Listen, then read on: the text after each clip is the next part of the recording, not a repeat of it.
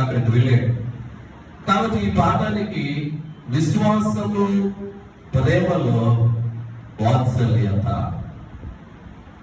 విశ్వాసము ప్రేమలో వాత్సల్యత అంటే మీరు చూపించినటువంటి విశ్వాసం. అబ్రహాము విశ్వాసులకు తండ్రి అని చెప్పబడ్డాడు. అంతేకాదు అబ్రహాము క్రియల మూలముగా తన విశ్వాసాన్ని పరిపూర్ణమైనట్లుగా మనం చూస్తున్నాం.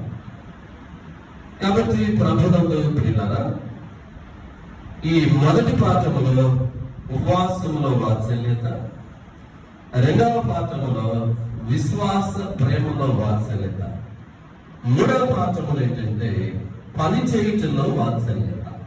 మత్తయి సువార్త 9వ అధ్యాయము 35 నుండి 38 ఇక్కడ ఏంటంటే పని చేయుటలో వాత్సల్యత.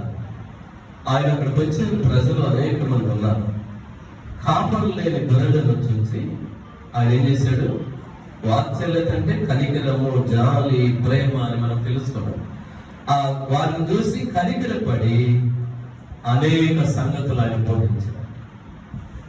రోగులను చూశాడు ఆయన కనికరపడి అనేకులను స్వస్థపరిచిన విధానాన్ని మనం చూస్తాం. కాబట్టి దేవుని యొక్క కనికరం, దేవుని యొక్క ప్రేమ రోగుల ఎడల ఉన్నది, కాపరు లేని గొర్రెల ఎడల ఉన్నవి. ఆయన అనేకులను ప్రేమించారు. ఇంకో విషయాన్ని చెప్తా. ఈరోజు చదువుకున్న వాక్యం కీర్తన